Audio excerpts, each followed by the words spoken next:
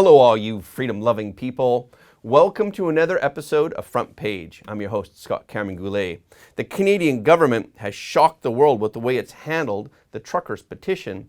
The Ottawa government has tried in various ways to force the truckers out of the capital without responding to their pleas. Heavily armed police took away fuel from the drivers over the weekend. Even providing food to drivers became a crime. The world is watching to see how far the Canadian government will go. Do the Canadian people still have the freedom to express their opinions peacefully? If this continues, how far are we from the suppression of free speech and human rights in Beijing on the other side of the world? Okay, let's get into it. The Trudeau administration's indifference to truckers' demands has delayed the end of a planned two-day protest. Just this past weekend, the standoff became even more tense. The city of Ottawa declared a state of emergency on Sunday afternoon as the ongoing protests overwhelmed the city's operations. Several truck protest organizers stated at a conference on February 4th that they would remain in Ottawa. At the conference, the protesters said that they had been smeared and branded as racist, sexist, and even terrorist, but in fact, no federal or provincial government officials had come forward to talk to them. The Freedom Convoy protest has been going on for a week, and they have a lot of support. But residents of downtown Ottawa complain that honking horns can be heard throughout the day. Protest organizer Benjamin Dichter said that people who complain should contact Justin Trudeau to lift the mandates. Dichter said at a press conference on February 6th to anybody who is annoyed, "We apologize. Please call Justin Trudeau, his office, and get these mandates lifted, and we're out of here." As the protests continued, Ottawa Police Chief Peter Slawley suggested asking for assistance from the Canadian Armed Forces to stop the protesters' activities, as Ottawa does not have enough police power to halt the protests. However, the Canadian military indicated it will not be involved in law enforcement. Defense Minister Anita Anand said, "The Canadian forces are not a police force. As such, there are no plans for the Canadian Armed Forces to be involved in the current situation in Ottawa in a law enforcement capacity." Ontario Premier Doug Ford's office told CBC that the City of Ottawa has not asked for military assistance.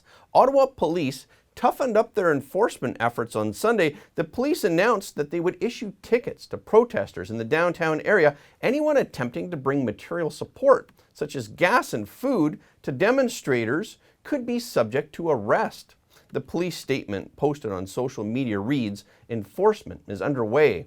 Watson said in a statement, "Declaring a state of emergency provides greater flexibility within the municipal administration to enable the City of Ottawa to manage business continuity for essential services for its residents and enables a more flexible procurement process, which could help purchase equipment required by frontline workers and first responders." Heavily armed Ottawa police officers removed all fuel and propane tanks from the trucks. The Justice Center for Constitutional Freedoms, a legal group representing the Freedom Convoy, said police would be breaking the law if they arrest people simply because they brought food or supplies to truckers. A lawyer for the group, Nicholas Wansbutter, said in a statement, "People who bring food, water, gasoline, or other supplies to peaceful protesting truckers are not breaking any law. There is no basis for this police threat." Interim Conservative Party leader Candice Bergen called on the government to find a solution to the problem. On Saturday, NDP leader Jagmeet Singh also pushed the government to find a solution. He described the protesters' blocking of downtown Ottawa as a reflection of deep-seated anger in many parts of the country. What is needed is a clear plan from the government on how the authorities will lead the nation back to a normal life. Protest organizers said they are willing to talk with the government, but so far no government representatives have contacted them. Sunday's action comes on the heels of the Ottawa government's attempt to cut off Freedom Convoy's financial resources. As of Friday, the Freedom Convoy's GoFundMe campaign had raised more than $10 million Canadian, making it the second largest fundraiser in Canada to date. However, GoFundMe announced on Friday that it was blocking the funds to the Freedom Convoy and was instead preparing to send the money to established charities verified by GoFundMe. GoFundMe claimed that the protest is not peaceful anymore. It stated, "We now have evidence from law enforcement that the previously peaceful demonstration has become an occupation with police reports of violence and other unlawful activity. However, it does not provide evidence of any alleged crimes or illegal activities of the protesters." The Justice Center for Constitutional Freedom said that police officers were using measures typically utilized by oppressive regimes to try to take away the truckers' right of peaceful assembly and freedom of expression. Media reports and officials falsely linked crimes committed by bystanders to protesters. According to Breitbart, who confirmed with the RCMP on Friday that there were no attacks on police officers. The only incident was between two civilians following a traffic accident in the area. GoFundMe's practices have upset many people. The reasons it gives doesn't hold water either, because in the past, the platform has allowed donations for Antifa. President Trump signed a memo in 2021 blocking individuals associated with the far-left group Antifa from entering the U.S., saying the group's radical and violent actions endangered national security, but GoFundMe has not frozen donations to Antifa. Florida Governor Ron DeSantis said it's fraud for GoFundMe to commandeer $9 million in donations sent to support truckers and give it to causes of their own choosing. He will work with Florida Attorney General Ashley Moody to investigate these deceptive practices. These donors should be given a refund. Representative Jim Jordan, the ranking Republican on the House Judiciary Committee, also said the panel may investigate the incident. Jordan tweeted, "GoFundMe promoted the Antifa-occupied Chop Zone in Seattle, but they shut down fundraisers for truckers protesting COVID mandates. We've got questions." Louisiana Attorney General Jeff Landry and West Virginia Attorney General Patrick Morrisey also said they would probe GoFundMe's practices. Landry said, "My office will be looking into whether or not GoFundMe violated our state law." Morrissey said on Twitter on Saturday, "We're not done yet and will not tolerate shady practices." In its update on Saturday, GoFundMe said it has returned donor contributions and only the remaining funds would be distributed to charities. GoFundMe stated, "Due to donor feedback, we are simplifying the process. We will automatically refund all contributions directly. Donors do not need to submit a request. You can expect to see a refund within 7 to 10 business days."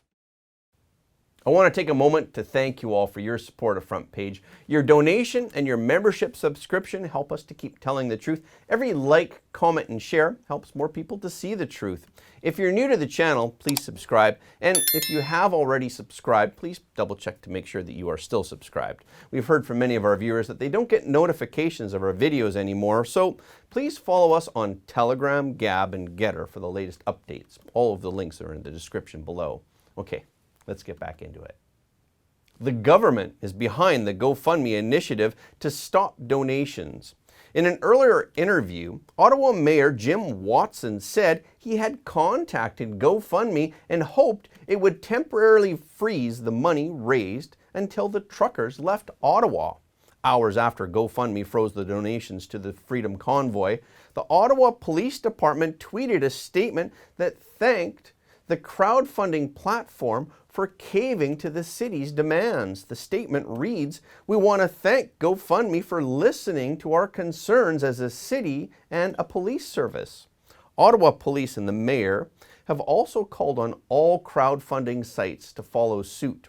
Watson wrote in a tweet that, "I'm hopeful that limiting their access to funding and resources will restrict their ability to remain in Ottawa." In fact, it is unrealistic to stop protests in this way. The organizers of the Freedom Convoy are now using Give, Send, Go to raise money, a Christian-owned fundraising platform. It has gathered some $4 million as of Sunday. We foresee that GoFundMe just signaled the beginning of its end. A donation platform like this earns money from its users. Someone supports a cause that is important to them, and the platform takes a percentage. After shutting down a legal fundraiser for Kyle Rittenhouse, It was Give, Send, Go that stepped in and hosted a fundraiser for him and raised over $600,000 for his legal fund. After these incidents, who would dare to use GoFundMe to raise funds? The 2022 Beijing Winter Olympics opened on February 4th as scheduled amid diplomatic boycotts and a pandemic, but it was an unforeseen off-site incident that dominated the international media headlines. Dutch public radio NOS tweeted a video from the opening day. On the left is the female anchor from the Dutch headquarters, and on the right is the station's Beijing correspondent Shurid Dendas, live on the streets of Beijing. The host began with a few words introducing the reporter to the audience. As Dendas began to speak, a Chinese communist security guard suddenly bursts into the shot shouting something while forcing Dendas away. Dendas explained something in Chinese while still trying to keep a smile on his face, knowing that he was still live. However, the Chinese security guard did not stop and push Dendas away from the camera. The female anchor looked stunned by the events before cutting back to the studio. Afterward, the TV station uploaded the footage to Twitter. I used translation software to translate the text of the tweet. It says, "Our correspondent Shurid Dendas was pulled away from the camera by security guards at 12 o'clock live on NOS News. Unfortunately, this is increasingly the daily reality for journalists in China. He is fine and fortunately could finish the story a few minutes later." The video quickly went viral, prompting much attention. Some said that it was the best publicity for the Winter Olympics and the best example of press freedom in China. Others said that this is just the tip of the iceberg as foreign journalists continue to be harassed by the authorities. The CCP is worried about its perfect image being tarnished by journalists. What has this journalist done to undermine the CCP's perfect image? Perhaps it was because he was standing on a dimly lit street corner rather than inside the flashy bird's nest. Bird's Nest is the nickname for the National Stadium in Beijing. Hopefully, more and more people are waking up to the real face of the CCP and the problems that it creates not only in China, but for the whole world. Over the weekend, we published a video on the global supply chain issues and talked about the reasons behind it on our membership site. It is not surprising to see the CCP as one of the main causes, but there's a lot more going on. I want to show you the trailer. Most countries around the world are currently experiencing supply chain breakdowns. Store shelves lay bare as they cannot be restocked.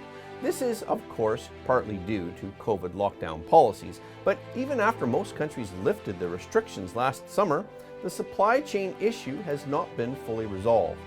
This year, the global supply chain has added another element of uncertainty. A number of exporting countries have enacted export bans and restrictions on food and energy. The Chinese Communist Party's insistence on its zero COVID policy has also increased the vulnerability of global supply chains as too many businesses depend on Chinese manufacturing. Let's take a moment to see what we will be facing in the near future. We'll go into more details on our membership site at frontpageshow.com. I hope to see you there. Okay, this is our show for today. Thank you for tuning in. If you like what you heard, please don't forget to like and subscribe this video and share it with your friends and family because everybody deserves to know the truth.